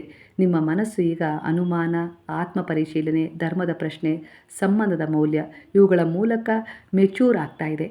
ಸ್ಥಿರತೆ ಏನೋ ಬರ್ತಾ ಇದೆ, ಆದರೆ ತಾಳ್ಮೆ ಬೇಕೇ ಬೇಕು. ನೀವು ಮಾಡಿದ ಸತ್ಕರ್ಮ ಫಲ ಕೊಡ್ತಾ ಇದೆ. ಕುಟುಂಬವೇ ನಿಮ್ಮ ನಿಜವಾದ ಸಂಪತ್ತೂ ಆಗಿದೆ. ಆತುರ ಬೇಡ, ಸಮಯದ ಜೊತೆ ಎಲ್ಲ ಸರಿಯಾಗತ್ತೆ. ಈಗ ನಿಮ್ಮ ಭಯ ತಾತ್ಕಾಲಿಕವಾಗಿದೆ. ಸಂಬಂಧದ ವಿಚಾರದಲ್ಲಿ ನಿಮ್ಮ ಮನೆ ಫೌಂಡೇಶನ್ ಸ್ಟ್ರಾಂಗ್ ಇದೆ. ಹೊರಗಿನ ಆಕರ್ಷಣೆ, ಅನುಮಾನಗಳು ಟೆಂಪ್ರವರಿ. ಧರ್ಮವನ್ನು ಬಿಡಬೇಡಿ. ನೀವೇನಾದರೂ ಅಂದ್ಕೊಳ್ಳಿ, ನೀವು ಧರ್ಮದ ಮೇಲೆ ನಿಂತರೆ ಕರ್ಮ ಸ್ವತಃ ಕ್ಲಿಯರ್ ಆಗ್ತಾ ಹೋಗುತ್ತೆ. ಅದೇ ನಿಜವಾದ ಒಂದು ವಾಸ್ತವ ಸತ್ಯ ಅಂತ ಹೇಳಿ ಇಲ್ಲಿ ಗುರು ನಿಮಗೆ ಕೆಲವೊಂದು ಸೂಚನೆಗಳನ್ನು ಕೊಡ್ತಾ ಇದ್ದಾರೆ. ಭಾವನೆಗಳು ಬದಲಾಗ್ತವೆ, ಆದರೆ ನಿಮ್ಮ ಮೌಲ್ಯ, ನಿಮ್ಮ ಸತ್ಯ ಇವೇ ಶಾಶ್ವತವಾಗಿರ್ತವೆ. ಅದರ ಕಡೆ ಗಮನ ಕೊಡಿ. ಕೆಲವರ ಎನರ್ಜಿಗೆ ಇಲ್ಲಿ ನನ್ನ ಮೇಲೆ ಮಾಟ ಮಂತ್ರದ ಪ್ರಯೋಗ ಆಗಿದೆಯಾ, ಇಲ್ಲ ದುಷ್ಟಶಕ್ತಿ ಏನಾದರೂ ನನ್ನನ್ನು ಆಹ್ವಾನ ಮಾಡ್ಕೊಂಡಿದೆಯಾ ಅಂಥೇಳಿ ಸಂದೇಹ ಇದೆ. ಆದರೆ ಇಂತಹ ಅನುಮಾನಗಳು ಸಾಮಾನ್ಯವಾಗಿ ಬರೋದು ಸಹಜ, ಇಲ್ಲ ಅಂತಲ್ಲ. ಅಂದರೆ ಜೀವನದಲ್ಲಿ ತುಂಬ ಅಡೆತಡೆಗಳು ಬಂದಾಗ, ಇಲ್ಲ ಭಯ ಆತಂಕ ಹೆಚ್ಚಾದಾಗ, ಮನಸ್ಸು ಗಾಬರಿಯಾದಾಗ ಮನಸ್ಸು ಕಾರಣ ಹುಡುಕತ್ತೆ. ಆ ಕಾರಣ ಸಿಕ್ಕಿಲ್ಲ ಅಂದರೆ ಅದು ಬಾಹ್ಯ ಶಕ್ತಿಯ ಮೇಲೆ ಹಾಕತ್ತೆ. ಆದರೆ ನಿಜವಾಗಿ ಇದು ಹೆಚ್ಚಾಗಿ ಯಾವುದೋ ಒಂದು ವಿಚಾರಕ್ಕೆ ಅಂಟ್ಕೊಂಡಿದ್ದೀರಾ, ಇಲ್ಲ ಯೋಚಿಸ್ತಾ ಇದ್ದೀರಾ. ಹಾಗಾಗಿ ಈ ಆಲೋಚನೆಯ ಪರಿಣಾಮ ಈ ರೀತಿಯಾಗಿ ನಿಮಗೆ ಅನ್ನಿಸ್ತಾ ಇದೆ. ಕೆಲವರ ಎನರ್ಜಿಯ ಪ್ರಕಾರ ಮಾತ್ರ ಇದು ತಗೊಳ್ತಾ ಇದ್ದೀನಿ. ಇತ್ತೀಚೆಗೆ ನೀವು ತುಂಬ ಭಯ, ಅನುಮಾನ, ಖಿನ್ನತೆ ಅನುಭವಿಸ್ತಾ ಇದ್ದೀರಾ. ಗಂಡನ ಬಗ್ಗೆ, ಮಗುವಿನ ಬಗ್ಗೆ, ಪೂಜೆ ಸಮಯದ ಆಲೋಚನೆ ಇವೆಲ್ಲ ಸೇರಿ ಮನಸ್ಸು ಗೊಂದಲದಲ್ಲಿದೆ. ಆಗ ಮನಸ್ಸು ಹೇಳ್ತದೆ, ಇದು ನನ್ನ ತಪ್ಪಲ್ಲ, ಏನೋ ದುಷ್ಟಶಕ್ತಿ ಇರ್ಬೋದಾ ಅಂತ ಹೇಳಿ ನಿಮ್ಗೆ ಅನಿಸ್ತಾ ಇರ್ಬೋದು. ಇದು ಮನಸ್ಸಿನ ಸೆಲ್ಫ್ ಪ್ರೊಟೆಕ್ಷನ್ ವಿಧಾನ ಆಗಿದೆ. ನಿಮ್ಮ ಮನಸ್ಸು ಈಗ ತುಂಬ ಸೆನ್ಸಿಟಿವ್ ಆಗಿದೆ. ಹಾಗಾಗಿ ಅದರ ಪರಿಣಾಮ ಸಣ್ಣ ವಿಷಯವೂ ಕೂಡ ನಿಮಗೆ ದೊಡ್ಡ ಸಮಸ್ಯೆಯಾಗಿ ಕಾಣಿಸ್ತಾ ಇದೆ. ಧ್ಯಾನ ಮಾಡಿ, ನಿದ್ರೆ ಸರಿಯಾಗಿ ಮಾಡಿ, ಹಾಗೆ ಸೋಷಿಯಲ್ ಮೀಡಿಯಾದಲ್ಲಿ ಬರುವ ನೆಗೆಟಿವ್ ಪಾತ್ರಗಳನ್ನು, ಹಾಗೆ ನೆಗೆಟಿವ್ ವಿಚಾರಗಳನ್ನು, ಕ್ರೈಮ್ ಡೈರಿಗಳನ್ನು ನೋಡೋದನ್ನು ಕಡಿಮೆ ಮಾಡ್ಕೊಳ್ಳಿ. ನಿಮ್ಮ ಮನಸ್ಸೀಗ ತುಂಬ ದಣಿದಿದೆ, ಅದು ವಿಶ್ರಾಂತಿ ಮತ್ತು ಭದ್ರತೆ ಬೇಕು ಅಂತ ಹೇಳಿ ಕೇಳ್ತಾ ಇದೆ. ಧ್ಯಾನಕ್ಕೆ ಒಳಗಾಗಿ ಗುರುವಿನ ಶರಣಕ್ಕೆ ಹೋಗಿ ಅವರ ಮಂತ್ರ ಜಪ ಮಾಡಿ, ಖಂಡಿತವಾಗಿಯೂ ಹೀಲ್ ಆಗ್ತೀರಾ. ನೀವು ಯಾವುದೋ ಒಂದು ದೊಡ್ಡ ಎಕ್ಸಾಮನ್ನು ಪಾಸ್ ಮಾಡಿ ಏನೋ ಆಗಬೇಕು ಅಂಥೇಳಿ ಕನಸು ಕಟ್ಕೊಂಡಿದ್ದೀರಾ. ಅದು ನೀವಾಗಿರ್ಬೋದು, ನಿಮ್ಮ ಮಗು ಆಗಿರ್ಬೋದು. ಹಾಗೆ ವಿದೇಶಕ್ಕೆ ಹೋಗಿ ಅಲ್ಲಿ ಹೆಚ್ಚಿನ ವಿದ್ಯಾಭ್ಯಾಸವನ್ನು ಮಾಡಬೇಕು ಅಂತಲೂ ಅಂದ್ಕೊಂಡಿದ್ದೀರಾ. ಅದು ನಿಮ್ಮ ಕನಸಾಗಿದೆ. ಇದಕ್ಕೆ ಒಂದು ಹೆಜ್ಜೆ ಅರ್ಜಿ ಹಾಕೋದಾಗಿರ್ಬೋದು, ಒಂದು ಹೆಜ್ಜೆ ಪರೀಕ್ಷೆ ತಯಾರಿ ಆಗಿರ್ಬೋದು, ಒಂದು ಹೆಜ್ಜೆ ಮಾಹಿತಿ ಸಂಗ್ರಹ ಆಗಿರ್ಬೋದು. ಪ್ರತಿ ಸಣ್ಣ ಹೆಜ್ಜೆಯು ಕೂಡ ನಿಮ್ಮ ಆತ್ಮವಿಶ್ವಾಸವನ್ನು ಏರಿಸುತ್ತೆ. ಹಾಗಾಗಿ ನೀವು ಗುರುವಿನ ಆಶೀರ್ವಾದ ಇದೆಯಾ ಅಂದರೆ ಖಂಡಿತವಾಗಿಯೂ ಇದೆ. ನೀವು ಸತ್ಯ ಮಾರ್ಗದಲ್ಲಿ ಇದ್ದರೆ, ಯಾರಿಗೂ ಹಾನಿ ಮಾಡದೆ ನಿಮ್ಮ ಬೆಳವಣಿಗೆಗಾಗಿ ನೀವು ಪ್ರಯತ್ನಿಸಿದರೆ ಖಂಡಿತ ಈ ಬ್ರಹ್ಮಾಂಡದ ಅನೇಕ ರೀತಿಯ ಶಕ್ತಿಗಳು ನಿಮಗೆ ಬೆಂಬಲವನ್ನು ಸೂಚಿಸ್ತಾ ಇದ್ದಾವೆ. ಆಶೀರ್ವಾದ ಅಂದರೆ ಅಕಸ್ಮಾತ್ ಚಮತ್ಕಾರ ಅಲ್ಲ, ಅದು ಸರಿಯಾದ ಸಮಯದಲ್ಲಿ ಸರಿಯಾದ ಅವಕಾಶ ಸಿಗುವ ಮೂಲಕ ನಿಮ್ಮನ್ನು ರಕ್ಷಿಸುತ್ತೆ, ಮಾರ್ಗದರ್ಶನ ಮಾಡುತ್ತೆ, ಹಾಗೆ ನಿಮ್ಮ ಒಟ್ಟಿಗೆ ಇರುತ್ತೆ ಅನ್ನೋ ರೀತಿಯಲ್ಲಿ ಇಲ್ಲಿ ಎನರ್ಜಿ ಕನೆಕ್ಟ್ ಆಗ್ತದೆ. ಯಾರಾದರೂ ನಿಮ್ಮ ಬೆಳವಣಿಗೆಯನ್ನು ತಡೆಯಲು ಪ್ರಯತ್ನ ಮಾಡಬಹುದು, ಆದರೆ ಇದು ನಿಮ್ಮ ನಿರ್ಧಾರ ಸ್ಪಷ್ಟ ಇದ್ದರೆ, ನಿಮ್ಮ ಕಾರ್ಯ ಶುದ್ಧವಾಗಿದ್ದರೆ, ನಿಮ್ಮ ಮನಸ್ಸು ಸ್ಥಿರವಾಗಿದ್ದರೆ ಯಾರೂ ನಿಮ್ಮ ದಾರಿ ಮುಚ್ಚಲು ಸಾಧ್ಯವಿಲ್ಲ ಅಂತ ಹೇಳಿ ಬರ್ತಾ ಇದೆ. ಕೆಲವು ಜನರು ಮಾತನಾಡ್ತಾನೆ ಇರ್ತಾರೆ, ಆದರೆ ಎಲ್ಲ ಮಾತು ಸತ್ಯವಲ್ಲ. ನಿಮ್ಮ ಬಗ್ಗೆ ಕೆಟ್ಟದಾಗಿ ಹೇಳಿದರೂ ಅದು ಅವರ ದೃಷ್ಟಿ, ನಿಮ್ಮ ಮೌಲ್ಯ ಅಲ್ಲ. ಪ್ರತಿಯೊಂದು ಟೀಕೆಗೂ ಉತ್ತರ ಕೊಡಬೇಕು ಅಂತಲೇ ಇಲ್ಲ. ಮೌನವೂ ಕೆಲವೊಮ್ಮೆ ದೊಡ್ಡ ಶಕ್ತಿಯಾಗಿರುತ್ತೆ. ನೆನ್ಪಿಟ್ಕೊಳ್ಳಿ. ಕಡಿಮೆ ಮಾತನಾಡಿ, ಹೆಚ್ಚು ಪೀಸ್ಫುಲ್ಲಾಗಿ ಇದ್ದರೆ ಖಂಡಿತವಾಗಿ ನಿಮ್ಮ ಜೀವನದಲ್ಲಿ ನೀವೇನು ಅಂದ್ಕೊಂಡಿದ್ರೋ ಅದರ ಕಡೆ ನಿಮ್ಮನ್ನು ಅದೇ ಕರ್ಕೊಂಡು ಹೋಗುತ್ತೆ. ಕೆಲವರು ಅರ್ಥ ಮಾಡ್ಕೊಳ್ತಾರೆ, ಕೆಲವರು ಉಪಯೋಗಿಸ್ಕೊಳ್ತಾರೆ, ಕೆಲವರು ಗಾಸಿಪ್ ಮಾಡ್ತಾರೆ. ಹಾಗಾಗಿ ನಿಮ್ಮ ನೋವನ್ನು, ದುಃಖವನ್ನು, ನಿಮ್ಮ ಕನಸನ್ನು ಯಾರ ಹತ್ರನೂ ಹೇಳ್ಕೊಳ್ಬೇಡಿ. ನಿಮ್ಮ ನೋವೇ ಪವಿತ್ರ. ಅದನ್ನು ಸುರಕ್ಷಿತ ಜನರ ಜೊತೆಗೆ ಮಾತ್ರ ಹಂಚ್ಕೊಳ್ಬೇಕು. ಹಾಗಾಗಿ ಅಂಥ ಸುರಕ್ಷಿತ ಈ ಜನರು ಈಗ ನಿಮ್ಮ ಪಾಲಿಗೆ ಗುರುವಾಗಿದ್ದಾರೆ, ದೇವರೇ ಆಗಿದ್ದಾರೆ. ಹಾಗಾಗಿ ಅವ್ರ ಹತ್ರ ಮಾತ್ರ ನಿಮ್ಮ ಒಂದು ವಿಚಾರವನ್ನು ಹೇಳ್ಕೊಳ್ಳಿ. ನಿಮ್ಮ ಜೀವನದಲ್ಲಿ ನಡೆದ ಕೆಲವು ಘಟನೆಗಳಾಗಿರ್ಬೋದು, ಇಲ್ಲ ಕೆಲವೊಂದು ನೋವು, ನಿಂದನೆ, ನಿಮ್ಮನ್ನು ಉಪಯೋಗಿಸಿಕೊಂಡಂಥ ಕೆಲವು ಕ್ಷಣಗಳಾಗಿರ್ಬೋದು, ಇಲ್ಲವೇ ನೀವು ಯಾವುದೋ ಒಂದು ವ್ಯಕ್ತಿಯನ್ನು, ಪ್ರೀತಿಯ ವ್ಯಕ್ತಿಯನ್ನು, ವಿಚಾರವನ್ನು ನಿಮ್ಮಿಂದ ದೂರ ಮಾಡಿಕೊಂಡಿದ್ದಾಗಿರ್ಬೋದು, ಇಲ್ಲ ಅವರೇ ದೂರ ಆಗಿದ್ದಾಗಿರ್ಬೋದು. ಅವು ಮತ್ತೆ ಪ್ರತಿದಿನ ನೀವು ನೆನಪು ಮಾಡ್ಕೊಳ್ತಾ ಹೋದರೆ ಅವು ಮತ್ತೆ ಮತ್ತೆ ಜೀವಂತವಾಗ್ತವೆ. ಅದರಿಂದ ನಿಮಗೆ ನೋವೇ ಜಾಸ್ತಿ ಆಗುತ್ತೆ. ನೆಗೆಟಿವ್ ಥಾಟ್ಸ್ಗಳು ಬಂದರೆ ಸ್ಟಾಪ್ ಅಂತ ಮನಸ್ಸಲ್ಲಿ ಹೇಳಿ ತಕ್ಷಣ ಗಮನವನ್ನು ಕೆಲಸ, ಪ್ರಾರ್ಥನೆ, ಉಸಿರಾಟದ ಕಡೆ ತಿರುಗಿಸಿ ನಿಮ್ಮ ಗುರಿಯ ಕಡೆ ಗಮನ ಹೋಗಲಿ ಅನ್ನೋ ರೀತಿಯಲ್ಲಿ ಬರ್ತದೆ. ಮನಸ್ಸು ಒಂದು ಕೊಠಡಿಯ ಥರ. ಹಾಗಾಗಿ ಆ ಕೊಠಡಿಯಲ್ಲಿ ನೀವು ಯಾರನ್ನು ಒಳಗೆ ಬಿಡ್ತೀರೋ ಅವರು ಅಲ್ಲಿ ಇರ್ತಾರೆ. ಅದರ ಬಗ್ಗೆ ಫೋಕಸ್ ಮಾಡಿ. ದಿನಕ್ಕೆ 10 ನಿಮಿಷ ನನಗೆ ಯಾರು ನೋವು ಕೊಟ್ಟರು, ಯಾಕೆ ಕೊಟ್ಟರು, ನಂತರ ಅದರಿಂದ ನಾನು ಏನು ಕಲಿತೆ ಅನ್ನೋದನ್ನು ಯೋಚಿಸಿ ಮುಂದುವರಿರಿ. ನಿಮ್ಮ ದೇಹದ ಬಗ್ಗೆ ಕಾಳಜಿ ಇರಲಿ. ಸ್ವಲ್ಪ ವ್ಯಾಯಾಮ ಮಾಡಿ ಆರೋಗ್ಯದ ಕಡೆ ಗಮನ ಕೊಡಿ. ಸೆಲ್ಫ್ ರೆಸ್ಪೆಕ್ಟ್ ಬೌಂಡ್ರಿಯನ್ನು ಹಾಕ್ಕೊಳ್ಳಿ. ನಿಮ್ಮನ್ನು ಯಾರು ಉಪಯೋಗಿಸ್ಕೊಳ್ತಾ ಇದ್ದಾರೆ ಅಂಥೇಳಿ ನಿಮಗೆ ಅನಿಸ್ತಾ ಇದೆಯೋ ಅವರಿಂದ ದೂರವೇ ಇರಿ. ನಿಮ್ಮ ಜೀವನದಲ್ಲಿ ಈಗ ಎನರ್ಜಿ ಶಿಫ್ಟ್ ನಡೀತಾ ಇದೆ. ಹಾಗಾಗಿ ಹಳೆಯ ನೋವು ಹೊರಗೆ ಹೋಗ್ತಾ ಇದೆ. ಹೊಸ ಆತ್ಮವಿಶ್ವಾಸಕ್ಕೆ ಜಾಗ ಕೊಡಲು ಈಗ ಅದು ಹೊರಗೆ ತನ್ನಿಂದ ತಾನೇ ಹೋಗ್ತಾ ಇದೆ. ಮೂಲಾಧಾರ ಚಕ್ರ ವೀಕ್ ಇರೋದ್ರಿಂದ ಕೆಲವೊಂದು ಸಾರಿ ನಿಮಗೆ ಅನೇಕ ರೀತಿಯ ಸಮಸ್ಯೆಗಳು ಎದುರಾಗ್ತಾ ಇದೆ. ಹೇಗೆ ನಾನು ನನ್ನನ್ನು ಹೀಲ್ ಮಾಡಿಕೊಳ್ಳಿ, ಭಯ, ಆತಂಕ ಎದುರಾಗ್ತದೆ.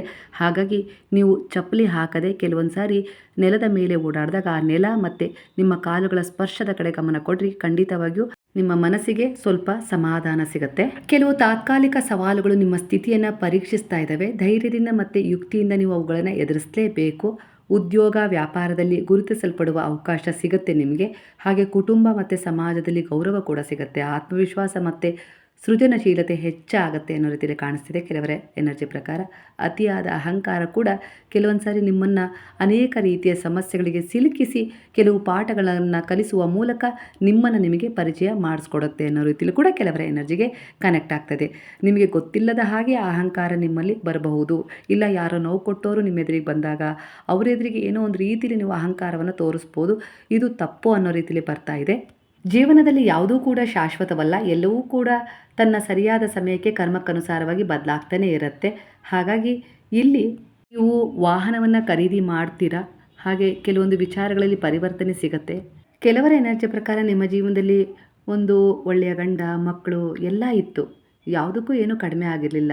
ಆದರೂ ಕೂಡ ನೀವು ಹೀಗೆ ಇರುತ್ತೆ ಅಂತ ಹೇಳಿ ಅಂದ್ಕೊಂಡಿದ್ರೆ ಏನೋ ಗೊತ್ತಿಲ್ಲ. ಆದರೆ ಇದ್ದಕ್ಕಿದ್ದೇ ಆಕಸ್ಮಿಕವಾಗಿ ನಿಮ್ಮ ಜೀವನದಲ್ಲಿ ಕರ್ಮ ಮಧ್ಯಪ್ರವೇಶ ಕೆಲವು ವ್ಯಕ್ತಿಗಳನ್ನು ಮಾಡಿಸಿದೆ. ಇದರಿಂದ ನೀವು ಪಾಠ ಕಲಿಬೇಕು ಅಂತನೋ ಇಲ್ಲ ಅವ್ರ ಪಾಠ ಕಲಿಬೇಕು ಅಂತನೋ ಒಂದು ಬದಲಾವಣೆಯನ್ನು ಖಂಡಿತ ತರ್ತಾ ಇದೆ. ಈ ಸಮಯದಲ್ಲಿ ನೀವು ನಂಬಿದ ಗುರುವಿನ ಮೇಲೆ, ದೈವಶಕ್ತಿಗಳ ಮೇಲೆ ನಂಬಿಕೆ ಇಟ್ಟು ನೀವು ಸಾಗಲೇಬೇಕು. ಇದು ನಿಮ್ಮ ಪರೀಕ್ಷೆಯೂ ಆಗಿರ್ಬೋದು, ಇಲ್ಲ ಒಂದು ಕರ್ಮದ ಅಂತ್ಯ ಕೂಡ, ಮುಕ್ತಾಯ ಕೂಡ ಆಗಿರ್ಬೋದು. ಹಾಗಾಗಿ ಸಮಾನವಾಗಿ ನೀವು ಸ್ವೀಕರಿಸಲೇಬೇಕು. ದುರ್ಬಲತೆಗೆ ಜಾರಬಾರ್ದು. ಹಾಗೆ ಆತ್ಮಹತ್ಯೆ ಮಾಡಿಕೊಳ್ಳುವ ಯೋಚನೆಯನ್ನು ಮಾಡಬಾರ್ದು. ಎಲ್ಲಿಗೆ ನೀವು ಅದನ್ನು ನಿಲ್ಲಿಸಿ ಹೋಗುವ ಪ್ರಯತ್ನವನ್ನು ಮಾಡ್ತೀರೋ ಮತ್ತೆ ಮುಂದಿನ ಜನ್ಮದಲ್ಲಿ ಅದೇ ಒಂದು ಪಯಣದೊಂದಿಗೆ ಮತ್ತೆ ನೀವು ಶುರು ಮಾಡಬೇಕಾಗತ್ತೆ. ಹಾಗಾಗಿ ಇಲ್ಲಿ ಬಾಬಾ ನಿಮಗೆ ಸೂಚಿಸ್ತಾ ಇದ್ದಾರೆ, ಇಲ್ಲೇ ನಿಂತು ಆ ಪರಿಸ್ಥಿತಿಗಳನ್ನು ಸಂಭಾಳಿಸು, ಎದುರಿಸು, ನಿನ್ನ ಜೊತೆ ನಾನಿದ್ದೇನೆ ಅಂತ ಹೇಳಿ ನಿಮಗೆ ಎಚ್ಚರಿಕೆಯನ್ನು ಕೊಡ್ತಾ ಇದ್ದಾರೆ. ಹಾಗೆ ಬ್ಲೆಸ್ ಕೂಡ ಮಾಡ್ತಾ ಇದ್ದಾರೆ. ಈ ಜೀವನದಲ್ಲಿ ಯಾವುದೂ ಕೂಡ ಸ್ಥಿರವಾಗಿ ನಿಲ್ಲೋದಿಲ್ಲ. ಎಲ್ಲವೂ ಕೂಡ ನಿಮ್ಮ ಕರ್ಮಕ್ಕನುಸಾರವಾಗಿ ಬದಲಾಗ್ತಾನೆ ಹೋಗುತ್ತೆ. ಇದು ಕೂಡ ತಾತ್ಕಾಲಿಕ. ಆರ್ಥಿಕ ಪರಿಸ್ಥಿತಿ ಆಗಿರ್ಬೋದು, ಕೆಲವು ಸಂಬಂಧಗಳಾಗಿರ್ಬೋದು, ವಸ್ತುಗಳಾಗಿರ್ಬೋದು, ಎಲ್ಲವೂ ಬದಲಾವಣೆಗೆ ಒಳಗೊಂಡೇ ಇರ್ತವೆ. ಬದಲಾವಣೆ, ಬೆಳವಣಿಗೆ ಅಂತ ಹೇಳಿ ನಿಮ್ಮ ಮನಸ್ಸಲ್ಲಿ ನೀವು ಅಕ್ಸೆಪ್ಟ್ ಮಾಡ್ಕೊಂಡು ಮುಂದೆ ಹೋಗ್ತಾನೆ ಹೋಗಬೇಕು. ನಿಮ್ಮ ಧೈರ್ಯ, ಪರಿಶ್ರಮ ಮತ್ತು ಪ್ರೀತಿ ನಿಮ್ಮ ಜೀವನದಲ್ಲಿ ಬೆಳವಣಿಗೆ ಖಂಡಿತವಾಗಿಯೂ ತರ್ತಾ ಇದೆ. ನಿಮ್ಮ ಜೀವನದಲ್ಲಿ ಯಾರು ಮಧ್ಯ ಪ್ರವೇಶ ಮಾಡಿದಾರೋ ಖಂಡಿತವಾಗಿಯೂ ಅವರು ಹೇಳ ಹೆಸರಿಲ್ಲದಂತೆ ದೂರ ಸರಿದ್ದಾರೆ. ಯಾಕಂದರೆ ಗುರುವಿನ ದೃಷ್ಟಿ ನಿಮ್ಮ ಮೇಲಿದೆ. ನಿಮ್ಮ ಒಂದು ಒಳ್ಳೆಯ ಸಂಬಂಧದ ಮಧ್ಯೆ ಯಾರೇ ಬಂದರೂ ಕೂಡ ಆ ಕರ್ಮವನ್ನು ಹೇಗೆ ಕಳ್ಕೊಳ್ಬೇಕು, ಹಾಗೆ ಆ ವಿಚಾರವನ್ನು ಹೇಗೆ ತಡೆಗಟ್ಟಬೇಕು ಅನ್ನೋದನ್ನು ಗುರುವು ನಿರ್ಧರಿಸ್ತಾರೆ. ನೀವು ಅವರ ಶರಣದಲ್ಲಿ ಹೋಗಿ ಸಹನೆಯಿಂದ, ಸಂಯಮದಿಂದ ವರ್ತಿಸಿ. ಜಗಳ ಮಾಡೋದ್ರಿಂದ, ಕೂಗೋದ್ರಿಂದ ಆ ಸಮಸ್ಯೆಗೆ ಪರಿಹಾರ ಸಿಗೋದಿಲ್ಲ. ಆ ಸಮಸ್ಯೆ ಇನ್ನೂ ಉಲ್ಪಣಗೊಳ್ಳುತ್ತೆ. ಹಾಗಾಗಿ ನೀವು ಆ ವಿಚಾರದಲ್ಲಿ ಸ್ವಲ್ಪ ಸಂಯಮದಿಂದ ವರ್ತಿಸಬೇಕು. ಖಂಡಿತ ನಿಮ್ಮ ಜೀವನದಲ್ಲಿ ಒಂದು ಉತ್ತಮವಾದ ಬೆಳವಣಿಗೆ ಸಾಧ್ಯ ಆಗೇ ಆಗುತ್ತೆ. ನಿಮ್ಮ ಕೈಯಲ್ಲಿ ಇರುವ ಶಕ್ತಿ, ನಾಯಕತ್ವದ ಗುಣಗಳು ನಿಮ್ಮ ಕೆಲಸ ಮತ್ತು ಸಂಬಂಧಗಳಲ್ಲಿ ಯಶಸ್ಸನ್ನು ಖಂಡಿತವಾಗಿಯೂ ತರುತ್ತೆ. ನೀವು ಸ್ವಲ್ಪ ಸಂಯಮದಿಂದ, ಬುದ್ಧಿವಂತಿಕೆಯಿಂದ ವರ್ತಿಸಿದರೆ ನೀವು ನಿಮ್ಮ ಜೀವನದಲ್ಲಿ ಒಂದು ಗೆಲುವನ್ನು ಕಂಡುಕೊಳ್ತೀರಾ. ಕೆಲವು ಸಂಬಂಧಗಳನ್ನು ಸುಧಾರಿಸ್ಕೊಳ್ತೀರಾ. ಪ್ರತಿದಿನ ಧ್ಯಾನ ಮಾಡಿ ಧೈರ್ಯದಿಂದ ನೀವು ನಿಮ್ಮ ಕರ್ಮವನ್ನು ಉತ್ತಮ ದಿಕ್ಕಿಗೆ ತಗೊಂಡು ಹೋಗ್ತಾನೆ ಇರಿ. ಅದಕ್ಕೆ ತಕ್ಕ ಹಾಗೆ ನಿಮ್ಮವರು ಸುಧಾರಣೆಗೊಳ್ತಾ ಹೋಗ್ತಾರೆ. ಕೆಲವರು ನಿಮ್ಮ ಜೀವನದಲ್ಲಿ ಆಧ್ಯಾತ್ಮಿಕ ಪರೀಕ್ಷೆಗಾಗಿ ಬರ್ತಾರೆ. ಅದೇ ರೀತಿ ಕೆಲವು ಸಂಬಂಧಗಳು ನಿಮ್ಮ ಭಾವನೆ, ನಿಮ್ಮ ಮನಸ್ಸು, ನಿಮ್ಮ ಧೈರ್ಯ ಮತ್ತು ಆತ್ಮವಿಶ್ವಾಸವನ್ನು ಈ ಸಮಯದಲ್ಲಿ ಪರೀಕ್ಷಿಸ್ತಾ ಇದ್ದಾವೆ. ಕೆಲವೊಮ್ಮೆ ನೀವು ಯಾರನ್ನೋ ಹೆಚ್ಚು ಪ್ರೀತಿಸ್ತಾ ಇರ್ಬೋದು, ಇಲ್ಲ ಹಚ್ಕೊಂಡಿರ್ಬೋದು. ಅವರ ಬಗ್ಗೆ ಭಯ, ಅಹಂಕಾರ ಅಥವಾ ಬೇಸರದ ಎನರ್ಜಿ ಅವರಿಗೆ ಎಲ್ಲೋ ಒಂದು ರೀತಿಯಲ್ಲಿ ಬ್ಲಾಕೇಜ್ಗಳನ್ನು ಉಂಟು ಮಾಡ್ತಾ ಇದೆ ಅನ್ನೋ ರೀತಿಯಲ್ಲಿ ಕಾಣಿಸ್ತಾ ಇದೆ. ಅಂದರೆ ನಿಮ್ಮ ಮಕ್ಕಳು ನಿಮಗೆ ಯಾವುದೋ ರೀತಿಯಲ್ಲಿ ಒಂದು ನೋವು ಕೊಟ್ಟಿರ್ಬೋದು, ಗಂಡ ಇಲ್ಲ ಹೆಂಡತಿ ಯಾವುದೇ ರೀತಿ ಒಂದು ಸಂಬಂಧ ನಿಮಗೆ ನೋವು ಕೊಟ್ಟಿದೆ, ಅಸಮಾಧಾನ ತಂದಿದೆ ಅಂದರೆ ಆ ವಿಚಾರಗಳನ್ನು ನೀವು ತೆಗೆದು ಹಾಕಲೇಬೇಕು, ಅವರಿಗೆ ಕ್ಷಮೆಯನ್ನು ಕೊಡಲೇಬೇಕು. ಆಗ ನಿಮ್ಮ ಮನಸ್ಸು ಎಷ್ಟು ಶುದ್ಧವಾಗ್ತಾ ಹೋಗುತ್ತೋ ಹಳೆಯ ನೋವು ಅಥವಾ ಅಹಂಕಾರವನ್ನು ಅದು ತ್ಯಜಿಸ್ತಾ ಹೋಗುತ್ತೆ. ಆಗ ನಿಮ್ಮ ಭವಿಷ್ಯದ ಜೊತೆಗೆ ನಿಮ್ಮವರ ಭವಿಷ್ಯ ಕೂಡ ಸುರಕ್ಷಿತವಾಗುತ್ತೆ. ನೀವು ಅವರ ಬಗ್ಗೆ ಸ್ವಲ್ಪನಾದರೂ ಅಸಮಾಧಾನ ಅಥವಾ ಎಲ್ಲೋ ಒಂದು ರೀತಿಯಲ್ಲಿ ಅವರಿಗೆ ಶಪಿಸುವ ಮೂಲಕ ಬಿಂಬಿಸಿದರೂ ಕೂಡ ಅದು ಅವರ ಮೇಲೆ ಪರಿಣಾಮ ಬೀರುತ್ತೆ. ಮತ್ತು ಅದರಿಂದ ನೋವು ನೀವೇ ಪಡಬೇಕಾಗತ್ತೆ. ಹಾಗಾಗಿ ಎಂಥದ್ದೇ ಸಂದರ್ಭ ಬಂದರೂ ಕೂಡ ನಿಮ್ಮನ್ನು ಪ್ರೀತಿಸುವುದರ ಮೇಲೆ ನೀವು ಯಾವತ್ತಿಗೂ ಒಂದು ಶಾಪವನ್ನು ಹಾಕಬಾರ್ದು, ಅಂದರೆ ಅಸಮಾಧಾನ ವ್ಯಕ್ತಪಡಿಸಬಾರ್ದು. ಕೂಲಂಕುಷವಾಗಿ ಅವರು ಸರಿ ಆಗ್ತಾರೆ, ಈ ಸಮಯ ಸರಿ ಇರಲಿಲ್ಲ ಅನ್ನೋ ರೀತಿಯಲ್ಲಿ ಆತ್ಮವಿಶ್ವಾಸವನ್ನು ಸೂಚಿಸಿ ನೀವು ಅವರಿಗೆ ಬ್ಲೆಸ್ಸಿಂಗ್ ಮಾಡಿದರೆ ಖಂಡಿತವಾಗಿಯೂ ನಿಮ್ಮ ಬ್ಲೆಸ್ಸಿಂಗ್ ಥರನೇ ಅವರು ಬದಲಾಗ್ತಾರೆ. ಅಹಂಕಾರ, ಭಯ, ಅಟ್ಯಾಚ್ಮೆಂಟ್ ಅಥವಾ ಟಾಕ್ಸಿಕ್ ಎನರ್ಜಿಯನ್ನು ಇಲ್ಲಿ ಸೂಚಿಸ್ತಾ ಇರೋದ್ರಿಂದ ನೀವು ಯಾವುದೋ ಬಾಧಕ ಸಂಬಂಧ ಅಥವಾ ಅಸಮಾಧಾನದಿಂದ ಬದಲಾಗಬೇಕಾಗಿದೆ ಅನ್ನೋ ರೀತಿಯಲ್ಲಿ ನಿಮಗೆ ಇಲ್ಲಿ ಒಂದು ಮೆಸೇಜ್ ಸಿಗ್ತದೆ. ನಿಮ್ಮ ಆತ್ಮವನ್ನು ಮತ್ತು ಮನಸ್ಸನ್ನು ಈ ಎನರ್ಜಿಯಿಂದ ಮುಕ್ತಗೊಳಿಸಲೇಬೇಕು. ಆ ಅಭ್ಯಾಸವನ್ನು ಬಿಟ್ಟುಬಿಡಿ, ಧ್ಯಾನದ ಮೂಲಕ ಬಿಡಿ, ಇಲ್ಲ ಗುರುವಿನ ಶರಣಕ್ಕೆ ಹೋಗಿ ಬಿಡಿ, ಮಂತ್ರ ಜಪ ಮಾಡಿ. ಒಟ್ಟಾರೆಯಾಗಿ ನಿಮ್ಮಲ್ಲಿರೋ ಒಂದು ಟಾಕ್ಸಿಕ್ ಎನರ್ಜಿನ ನೀವು ಹೊರಗೆ ಹಾಕಲೇಬೇಕು.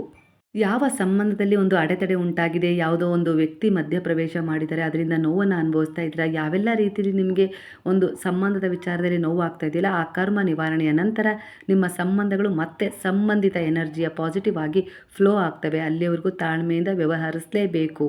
ಕಾರ್ಮಿಕ್ ಎನರ್ಜಿನ ರಿಮೂವ್ ಮಾಡ್ಕೊಳ್ಳೋದು ಹೇಗಪ್ಪ ಅಂದರೆ ಈಗೋ, ಫಿಯರ್, ಟಾಕ್ಸಿಕ್ ಅಟ್ಯಾಚ್ಮೆಂಟನ್ನು ಬಿಡೋದು.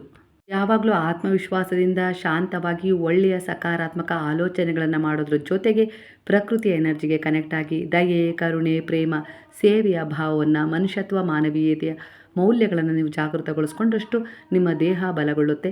ಮನಸ್ಸು ತನ್ನಿಂದ ತಾನೇ ಚಂಚಲತೆಯಿಂದ ದೂರವಾಗ್ತಾ ಹೋಗುತ್ತೆ. ನೀವು ನಿಮ್ಮ ಗುರಿಯನ್ನು ಉತ್ತಮವಾಗಿ ತಲುಪೋದ್ರ ಜೊತೆಗೆ ನೀವು ಕಂಡ ಜೀವನ ನಿಮ್ಮದಾಗತ್ತೆ. ಅಂದರೆ ನಿಮ್ಮ ಕನಸು ಹೇಗಿತ್ತಲ್ಲ, ಒಂದು ಶುದ್ಧವಾದ, ಒಂದು ಪವಿತ್ರವಾದ, ಒಂದು ಒಳ್ಳೆಯ ಜೀವನ, ನೆಮ್ಮದಿ ಇರಬೇಕು, ಆರೋಗ್ಯ ಇರಬೇಕು ಅಂತೇಳಿ ಏನು ಬಯಸ್ತಾ ಇದ್ರಲ್ಲ, ಆ ರೀತಿ ಜೀವನ ನಿಮ್ಮ ಹತ್ತಿರವೇ ಇದೆ. ಆರೋಗ್ಯದ ವಿಚಾರದಲ್ಲಿ ನಿಮಗಿದ್ದ ಗೊಂದಲ, ಭಯ, ಆತಂಕ ನಿವಾರಣೆ ಆಗುತ್ತೆ. ಗುರುವಿನ ಶರಣದಲ್ಲಿದ್ದರೆ ಅವರು ನಿಮಗೆ ರಕ್ಷಣೆ ನೀಡ್ತಾ ಇದ್ದಾರೆ. ಹಾಗೆ ನೀವು ಎಲ್ಲೋ ಹೋಗಬೇಕು ಅಂತೇಳಿ ಬಯಸ್ತಾ ಇದ್ದೀರಾ, ಅಲ್ಲಿ ಯಾವ ರೀತಿ ಒಂದು ತೊಂದರೆ ಆಗ್ಬೋದಾ ಅಂತೇಳಿ ಏನು ಅಂದ್ಕೊಂಡಿದ್ದೀರೋ ಅದು ತೊಂದರೆ ಆಗೋದಿಲ್ಲ. ಪಾಸಿಟಿವ್ ಆಗಿ ನಿಮ್ಮ ಪ್ರಕಾರ ಆ ವಿಚಾರಗಳು ನಡೀತವೆ. ಧೈರ್ಯದಿಂದ ಮುಂದೆ ಹೋಗಿ. ಕೆಲವು ಉಡುಗೊರೆಗಳನ್ನು ಕೂಡ ಈ ಸಮಯದಲ್ಲಿ ನೀವು ಪಡ್ಕೊಳ್ತೀರಾ. ಈ ಸಮಯದಲ್ಲಿ ಹೆಚ್ಚು ಸಕಾರಾತ್ಮಕವಾಗಿ ಯೋಚಿಸಬೇಕು. ಧ್ಯಾನ, ಪ್ರಾರ್ಥನೆ ಮಾಡ್ತಾ ನೀವು ನಿಮ್ಮ ದಿನನಿತ್ಯದ ಕರ್ಮಗಳನ್ನು ಒಳ್ಳೆಯ ಉದ್ದೇಶಗಳ ಎನರ್ಜಿಗೆ ಕನೆಕ್ಟ್ ಮಾಡ್ತಾ ನಿಮ್ಮ ಪ್ರಾಮಾಣಿಕ ಕೆಲಸವನ್ನು ನೀವು ಮಾಡ್ತಾ ಹೋಗಿ. ನಿಮ್ಮ ನಿಷ್ಠೆ ಹೇಗಿರಬೇಕು ಅಂದರೆ ಆ ಭಗವಂತನೇ ನಿಮ್ಮ ಜೊತೆ ನಿಂತು ನಿಮಗೆ ಸಹಾಯ ಮಾಡೋ ಅಂತಿರಬೇಕು ಅನ್ನೋ ರೀತಿಯಲ್ಲಿ ಇಲ್ಲಿ ಬಾಬಾ ನಿಮಗೆ ಮೆಸೇಜನ್ನು ಕೊಡ್ತಿದ್ದಾರೆ. ಆ ರೀತಿಯಾಗಿ ಪ್ರಾಮಾಣಿಕ ಪ್ರಯತ್ನದಲ್ಲಿ ನೀವು ಮುಂದುವರಿರಿ. ಕರ್ಮ ಮಾಡಿ, ಕರ್ಮದ ಫಲದ ನಿರೀಕ್ಷೆ ಮಾಡಿಬಿಡಿ. ಅದನ್ನು ಹೊತ್ತು ನಾನೇ ನಿಮ್ಮ ಬಳಿ ಬರ್ತೀನಿ ಅನ್ನೋ ರೀತಿಯಲ್ಲಿ ಕಾಣಿಸ್ತಿದೆ. ಆದಷ್ಟು ಬೇಗನೆ ಶಿರಡಿ ಯಾತ್ರೆ ಮಾಡ್ತೀರಾ. ಹಾಗೆ ಇಲ್ಲಿ ನೀವು ದೇವಿಯ ದರ್ಶನ ಮಾಡ್ತೀರಾ, ಅದರಿಂದ ನೀವು ತುಂಬ ಖುಷಿ ಪಡ್ತೀರಾ. ಹಾಗೆ ಕೆಲವು ಸಂಬಂಧಗಳ ಜೊತೆ ನೀವು ಬೆರಿತೀರಾ, ಅದರಿಂದ ನೀವು ಖುಷಿ ಪಡ್ತೀರಾ. ಅಂದರೆ ತಂಗಿ ಆಗಿರ್ಬೋದು, ಅಕ್ಕ ಆಗಿರ್ಬೋದು, ಅಣ್ಣ, ತಮ್ಮ, ಹಾಗೆ ಯಾವುದೋ ಒಂದು ಸ್ನೇಹಿತರು ನಿಮ್ಮ ಮನೆಗೆ ಬರ್ತಾರೆ. ಅದರಿಂದ ನೀವು ತುಂಬ ಖುಷಿ ಪಡ್ತೀರಾ. ಎಲ್ಲೋ ಒಂದು ರೀತಿಯಲ್ಲಿ ಅತಿಥಿ ಸತ್ಕಾರ ಸೇವೆಯಿಂದ ನಿಮ್ಮ ಮನಸ್ಸು ಪ್ರಫುಲ್ಲವಾಗುತ್ತೆ. ಮಕ್ಕಳ ವಿಚಾರದಲ್ಲಿ ನಿಮಗೆ ತುಂಬ ಬೇಜಾರಾಗಿದೆ, ಆದರೂ ಕೂಡ ಮಕ್ಕಳ ಮೇಲಿನ ಮಮಕಾರ ನಿಮಗೆ ಎಲ್ಲೋ ಒಂದು ರೀತಿಯಲ್ಲಿ ಯಾವ ರೀತಿ ಅಂದರೆ ತಾಯ್ತನದ ಮಮಕಾರ ಅಂತಾರಲ್ಲ, ಆ ರೀತಿ ಅವರನ್ನು ಸೆಳೀತಾ ಇದೆ. ಅವ್ರು ನನ್ನ ಹತ್ರ ಬರಬೇಕು, ಅವ್ರು ಏನೇ ತಪ್ಪು ಮಾಡಿದ್ರು ಅವ್ರನ್ನ ಕ್ಷಮಿಸ್ತೀನಿ ಅನ್ನೋ ರೀತಿಯಲ್ಲಿ ಪರಿತಪಿಸ್ತಾ ಇದೆ. ಒಟ್ಟಾರೆಯಾಗಿ ನಿಮ್ಮ ಎನರ್ಜಿ ಅವರ ಎನರ್ಜಿಗೆ ಕನೆಕ್ಟ್ ಆಗುವಷ್ಟರ ಮಟ್ಟಿಗೆ ನಿಮ್ಮ ಪ್ರಾರ್ಥನೆ ಇದೆ. ಇಲ್ಲಿ ಗುರುವೇ ನಿಮಗೆ ಇಲ್ಲಿ ಒಂದು ಬ್ಲೆಸ್ಸಿಂಗನ್ನು ಮಾಡಬೇಕು. ಹಾಗಾಗಿ ಅವರ ಶರಣದಲ್ಲಿ ನಂಬಿಕೆ ಇಡಿ. ನೀವು ಬಯಸಿದ ಪ್ರಕಾರ ಪರಿವರ್ತನೆ ಸಾಧ್ಯ ಆಗ್ಬೋದು. ಅಂದರೆ ಅವರು ನಿಮ್ಮನ್ನು ತೊರೆದಿದ್ದಾರೋ, ಇಲ್ಲ ದೂರ ಹೋಗಿದ್ದಾರೋ, ಇಲ್ಲ ಯಾವುದೋ ರೀತಿ ಮನಸ್ತಾಪ ಉಂಟಾಗಿದೆಯೋ, ಒಟ್ಟಾರೆಯಾಗಿ ಇಲ್ಲಿ ಅವರಿಗೆ ನಿಮ್ಮ ನೆನಪು ಕಾಡಬಹುದು, ಇಲ್ಲ ನಿಮ್ಮ ಮಹತ್ವ, ನಿಮ್ಮ ಬೆಲೆ ತಿಳಿಬಹುದು, ಇಲ್ಲ ಅವರು ಆಯ್ಕೆ ಮಾಡ್ಕೊಂಡು ಹೋಗಿರುವ ವ್ಯಕ್ತಿ ಆಗಿರ್ಬೋದು, ಜಾಗ ಆಗಿರ್ಬೋದು, ಇಲ್ಲ ಒಂದು ವಿಚಾರ ಆಗಿರ್ಬೋದು, ಅದು ಅವರಿಗೆ ಎಲ್ಲೋ ಒಂದು ರೀತಿಯಲ್ಲಿ ಪಾಠವನ್ನು ಕಲಿಸ್ಬಹುದು. ಅದರಿಂದ ಅವರು ಹಿಂತಿರುಗಿ ಮರಳಿ ಬರ್ಬೋದು ಅಂತ ಹೇಳಿ ಕಾಣಿಸ್ತಾ ಇದೆ. ಒಟ್ಟಾರೆಯಾಗಿ ಇಲ್ಲಿ ನಿಮ್ಮ ಪ್ರಾರ್ಥನೆ ಫಲ ಕೊಡೋದರಲ್ಲಿ ಇದೆ. ಯಾವ ನ್ಯಾಯ ಬೇಕು ಅಂತೇಳಿ ನೀವು ಹಂಬಲಿಸ್ತಾ ಇದ್ರೋ ಆ ನ್ಯಾಯ ಈಗ ಪರಿಪಕ್ವವಾಗಿದೆ ಅಲ್ವಾ. ಅಂದರೆ ಆ ಜಾಗ ನಿಮಗೆ ಸಿಕ್ಕಿದೆ, ಕೊಂಚವೇ ಆಗಲಿ ಆ ಜಾಗ ಸಿಕ್ಕಿದೆ.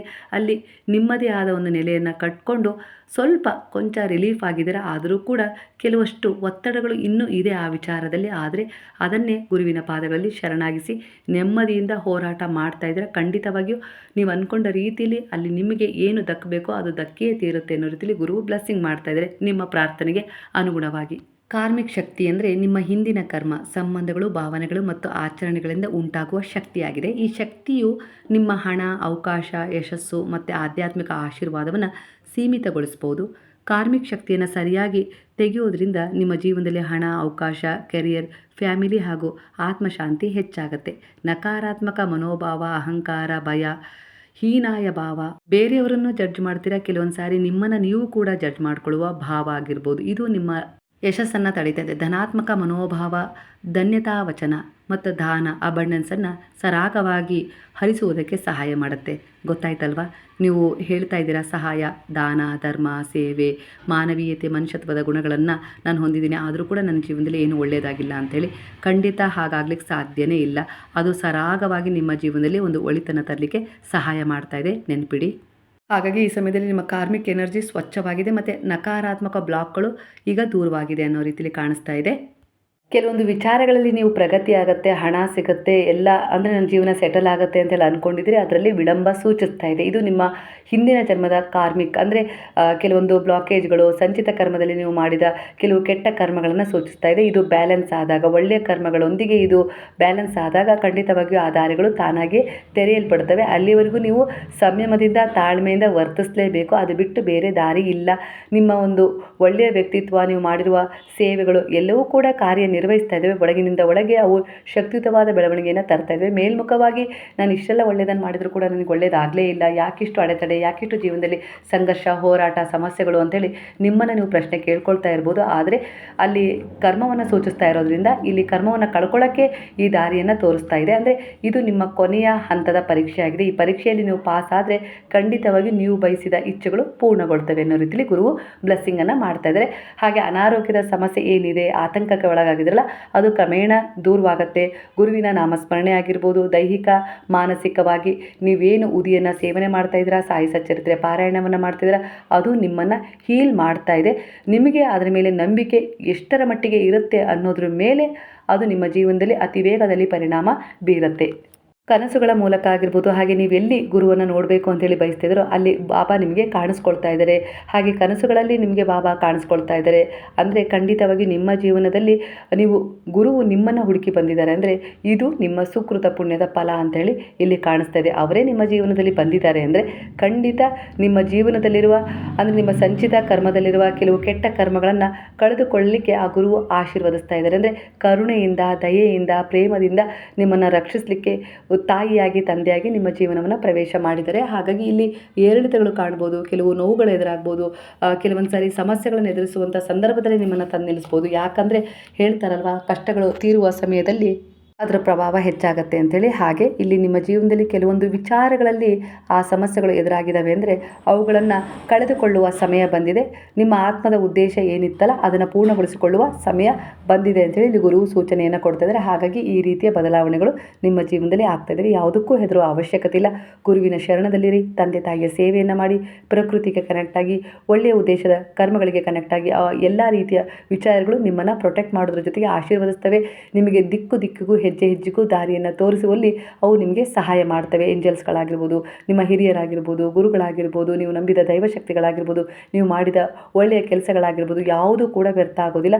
ಅವೆಲ್ಲವೂ ಆಶೀರ್ವಾದವಾಗಿ ನಿಮ್ಮ ಜೀವನದ ಮೇಲೆ ಸುರಕ್ಷಿತವಾದ ಒಂದು ಪರಿಣಾಮವನ್ನು ಬೀರ್ತಾ ಇದ್ದಾವೆ. ನಿಮ್ಮ ಔರ ಪರಿಶುದ್ಧವಾಗಿದೆ. ನಿಮ್ಮ ಪವಿತ್ರವಾದ ಮನಸ್ಸಿನ ಆಲೋಚನೆಗಳು ಶುದ್ಧವಾಗ್ತಾ ಇದ್ದಾವೆ. ಅದರ ಪ್ರಕಾರ ನಿಮ್ಮ ಒಂದು ಹಿಂದಿನ ಸಂಚಿತ ಕರ್ಮದಲ್ಲಿರುವ ಕೆಟ್ಟ ಕರ್ಮಗಳನ್ನು ಕಳ್ಕೊಳ್ಳೋಕ್ಕೆ ಇಲ್ಲಿ ಅವಕಾಶ ಸಿಕ್ಕಿದೆ. ಆ ಅವಕಾಶಗಳನ್ನು ನೀವು ಸರಿಯಾದ ರೀತಿಯಲ್ಲಿ ಉಪಯೋಗಿಸ್ಕೊಂಡ್ರೆ, ಅಂದರೆ ನಿಮ್ಮನ್ನು ಹೀಯಾಳಿಸಿಕೊಳ್ಳದೆ, ಇಲ್ಲ ಇಷ್ಟೊಂದು ಪೂಜೆ ಪುನಸ್ಕಾರಗಳನ್ನು ಮಾಡಿದರೂ ಕೂಡ ಯಾಕೆ ಕೆಟ್ಟದಾಗ್ತಾ ಇದೆ ಅಂತೇಳಿ ನೀವು ಅನುಮಾನವನ್ನು ವ್ಯಕ್ತಪಡಿಸಿದೆ. ಈ ಸಮಯದಲ್ಲಿ ನಿಮಗೆ ಸಂತೋಷ ಸಿಕ್ಕಿದೆಯೋ, ದುಃಖ ಸಿಕ್ಕಿದೆಯೋ, ಸಮಸ್ಯೆ ಸಿಕ್ಕಿದೆಯೋ, ಇನ್ಯಾವುದೇ ರೀತಿ ವಿಚಾರದಲ್ಲಿ ಪರಿವರ್ತನೆ ಸಿಕ್ಕಿದೆಯೋ, ಎಲ್ಲವನ್ನು ಅವರ ಪಾದಗಳಲ್ಲಿ ಶರಣಾಗಿಸಿ ನೀವು ಪ್ರಾಮಾಣಿಕ ಪ್ರಯತ್ನ ಮಾಡ್ತಾ ಹೋದರೆ ಖಂಡಿತವಾಗಿ ಆ ಗುರುವೇ ತಕ್ಕ ಹಾಗೆ ನಿಮಗೆ ಯೋಜನೆಯನ್ನು ಸಿದ್ಧಪಡಿಸಿ ನಿಮ್ಮ ಜೀವನದಲ್ಲಿ ನೀವು ಕಂಡ ಕನಸನ್ನು ಗುರಿಯನ್ನು ತಲುಪಿಸಲಿಕ್ಕೆ ಸಹಾಯ ಮಾಡ್ತಾರೆ ಅನ್ನೋ ರೀತಿಯಲ್ಲಿ ಎನರ್ಜಿ ಕನೆಕ್ಟ್ ಆಗಿದೆ. ಒಟ್ಟಾರೆಯಾಗಿ ಈಗ ಈ ಸಮಯದಲ್ಲಿ ಈ ದಿನ ನೀವು ತುಂಬ ಖುಷಿಯಾಗಿದ್ದೀರಾ. ಕೆಲವು ವಿಚಾರಗಳಲ್ಲಿ ಕೆಲವರ ಎನರ್ಜಿಯ ಪ್ರಕಾರ ಇಲ್ಲಿ ಸ್ವಲ್ಪ ಗೊಂದಲ ಹೆಚ್ಚಾಗಿದೆ, ಆತಂಕ ಹೆಚ್ಚಾಗಿದೆ, ಅದೇ ಆ ಭಯದಿಂದ ಅಳ್ತಾ ಇದ್ದೀರಾ. ಒಟ್ಟಾರೆಯಾಗಿ ಈ ಸಮಯದಲ್ಲಿ ಗುರು ನಿಮ್ಮ ಜೊತೆಗಿದ್ದಾರೆ ಅನ್ನೋ ರೀತಿಯಲ್ಲಿ ಎನರ್ಜಿ ಕನೆಕ್ಟ್ ಆಗ್ತಿದೆ.